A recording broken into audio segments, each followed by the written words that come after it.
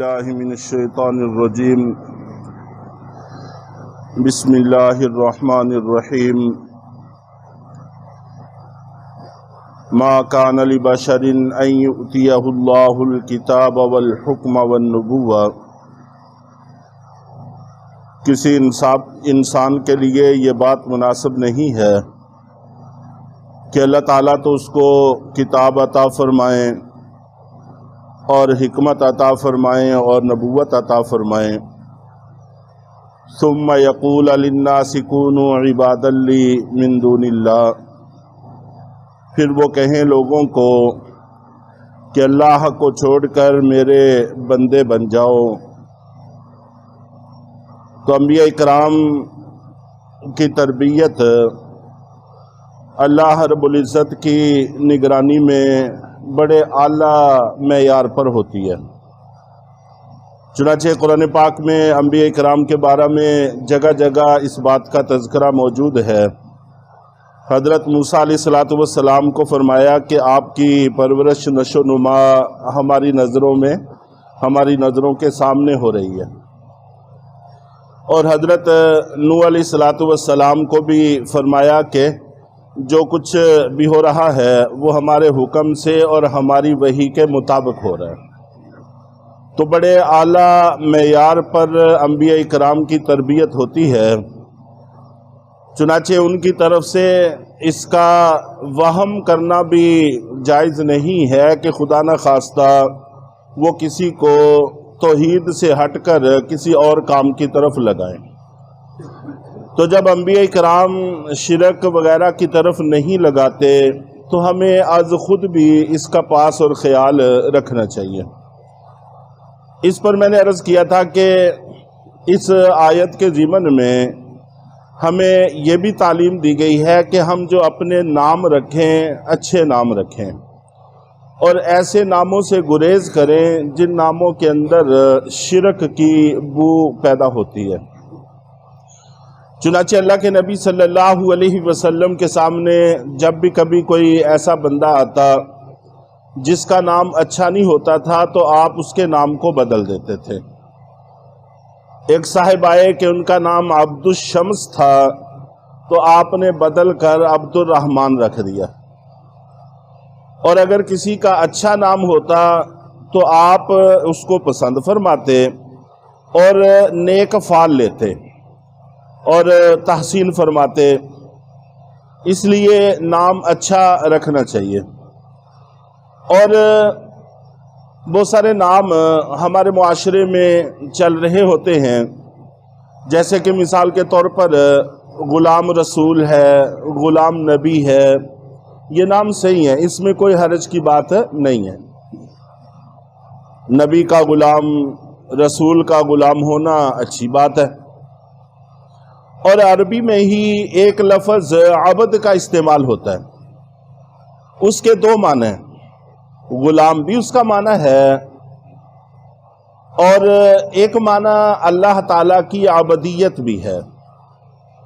چونکہ اس کے اندر ایک معنی ایسا موجود ہے کہ جس سے شرک کی طرف وہم پیدا ہو سکتا ہے، چنانچہ غلام رسول، غلام نبی رکھنا یہ تو صحیح ہے، لیکن عبد الرسول، عبد النبی رکھنا یہ درست نہیں ہے۔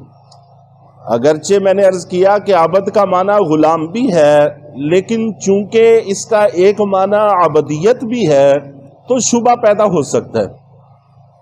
اس لیے اللہ کے نبی صلی اللہ علیہ وسلم ہمیشہ ایسے ناموں کو بدل دیا کرتے تھے۔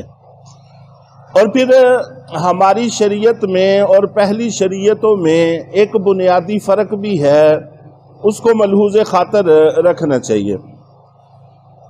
چنانچہ اور بھی بہت سارے فرق ہیں، ان میں سے ایک فرق یہ بھی ہے کہ پہلی امتوں میں چونکہ انبیاء اکرام کا ایک تسلسل رہتا تھا، انبیاء اکرام آتے رہتے تھے، ایک چلے گئے، دوسرے آگے، وہ چلے گئے، تیسرے آگے، اور ایک وقت میں کئی نبی بھی ہوتے تھے۔ اس لیے وہاں پر جرائم سے تو منع کیا جاتا تھا، جو جرائم تک پہنچانے والے اسباب ہیں عام طور پر ان سے منع نہیں کیا جاتا تھا۔ مثال کے طور پر شرک منع ہمیشہ سے ہی منع رہا ہے، لیکن تصویر بنانا اس سے منع نہیں کیا جاتا تھا، باوجود اس کے کہ تصویر رفتہ رفتہ شرک تک لے جاتی ہے۔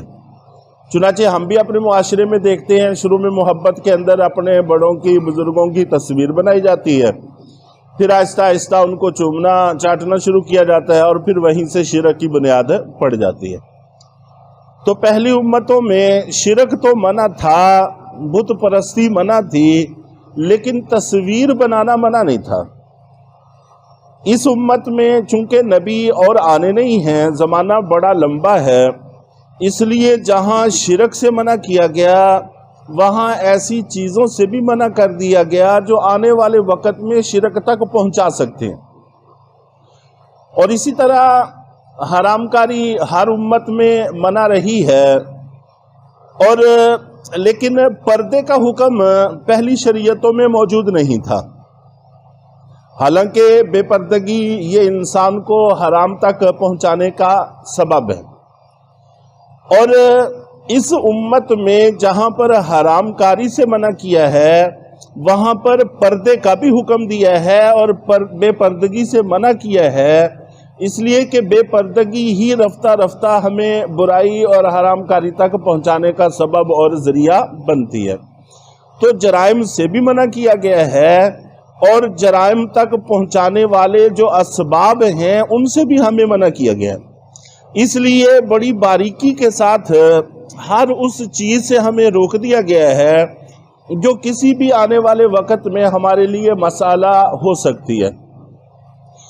چنانچہ جھگڑا ہر امت میں منع رہا ہے، اس امت میں جھگڑا بھی منع ہے، اور ایسا ہر معاملہ آپس میں کرنا منع ہے جو آنے والے وقت میں جھگڑے کا سبب بن سکے۔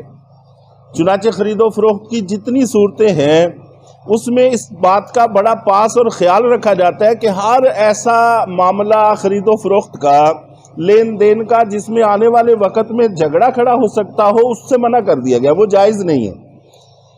بالکل صاف شفاف معاملہ ہو تو اس کو شریعت جائز کہتی ہے، وگرنہ منع کر دیتی ہے۔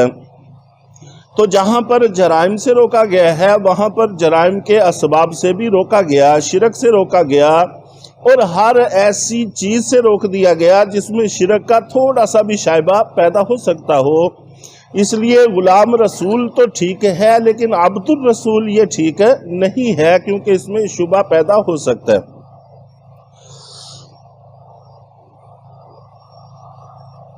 بلکہ وہ انبیاء کرام کی تعلیم تو یہ ہے کہ وَلَٰكِن كُونُوا رَبَّانِيِّينَ، اور لیکن ہو جاؤ تم اللہ والے، ربانیین، اس کے لیے ربی کا لفظ بھی استعمال ہوتا ہے کہ رب والے ہو جاؤ اور اللہ والے بن جاؤ۔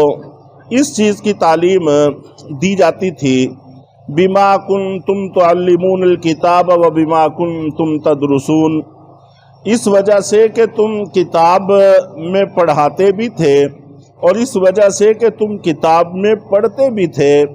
چنانچہ یہود و نصارہ یہ تورات اور انجیل میں یہ بات پڑھتے پڑھاتے رہے ہیں کہ شرک جائز نہیں ہے، شرک سے بچنا چاہیے، لیکن اس کے باوجود نصارہ نے حضرت عیسیٰ علیہ السلام کو خدا بنا لیا، اور یہود نے حضرت عزیر علیہ السلام کو خدا بنا لیا، اور آگے فرشتوں کا تذکرہ ہے، مشرکین نے فرشتوں کو اللہ کی بیٹیاں اور معبود بنا کر ان کی پوجا شروع کر دی، تو سب کو منع کیا گیا۔